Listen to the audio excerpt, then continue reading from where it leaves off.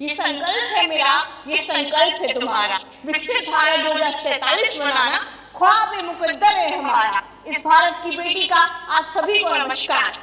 जब हमारे देश की प्राचीन लोकसभा से हमारे देश के प्रधानमंत्री जी बात करते हैं बजट 2026 की, तो ये नहीं सोचते कि आखिर क्या महंगा हुआ या क्या सस्ता हुआ, आखिर उद्योगपति को क्या मिला और हमारे गरीब जनता को क्या मिला। वे बात करते हैं एक आर्थिक समावेशन की, आत्मनिर्भरता की, वस्तुनिष्ठता की, कर्तव्य की। और जब इन सभी का चेहरा एक साथ आ जाता है तो सामने आता है एक खिला हुआ चेहरा आज के युवा का। जी हाँ, ये वही आज का युवा है जिसे कंधे भले ही छोटे हैं पर उन कंधों पर सवार है सपना 2047 का, विकसित भारत 2047 का। अब घड़ी की सुइयां टिक टिक टिक कर रही है, समय आ गया है शासन, प्रशासन और युवाओं का एक साथ आने का।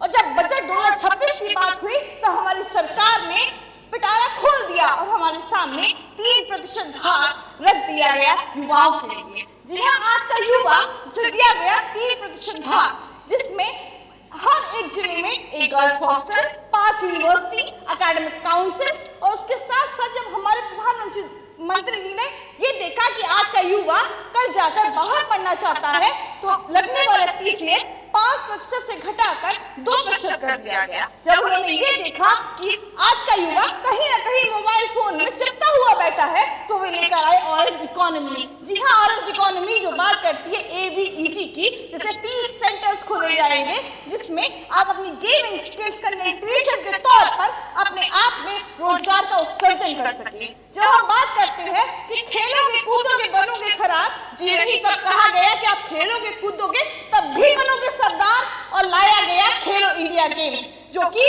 जमीन स्तर से लेकर उच्च स्तर तक खेलों को बढ़ावा देता है, जो कहता है कि आइए आप हॉकी की स्टिक उड़ाइए और आसमान में अपने नाम को रोशन कीजिए। फिर आज का युवा जो कहता है कि हमारे अंदर साहब ये कमियां हैं, तो आप अपनी कमियों को खोजिए और उन कमियों को देखिए कि सरकार के द्वारा लाई हुई नीतियों में क्या कहीं धांधलीबाजी हो रही है, तो अपनी महत्वाकांक्षाओं को उठाइए और उन योजनाओं को धरातल में लाने का प्रयास कीजिए। जब बात आती है कि बजट में हमें क्या प्राप्त हुआ या आपको क्या प्राप्त हुआ, तो हमें देखना होगा कि आज के युवाओं को क्या प्राप्त हुआ, और जो भी प्राप्त हुआ उससे सरकार ने एक चादर खोल दी है। एक चादर ऐसी खोली गई जिसमें आपको दिया गया कि आपके सामने रास्ता है, आपको चलना है। तो हमने क्या किया? जहां आज का युवा कहता है कि मैं सशक्त हूँ, मैं शक्ति हूँ, मैं कल का नायक हूँ, होने वाला विधायक हूँ, तो भारत मंडपम में AI समिट में हमारे नाक को कहीं ना कहीं कटवा दिया गया। तो कहीं ना कहीं दूसरी ओर मध्य प्रदेश के बिट्टू तबाही जैसे 20 वर्षीय युवा ने अपने हाथों से मां अंजन नदी को साफ कर दिया। ये अपने आप में गौरवान्वित है, अपने आप में आगे बढ़ने वाला है। आज का युवा अपने आप में शक्ति है, इसे सिर्फ मत तक सीमित मत रखिए, आगे बढ़ाइए और भारत का भविष्य बदलने में मदद कीजिए। धन्यवाद।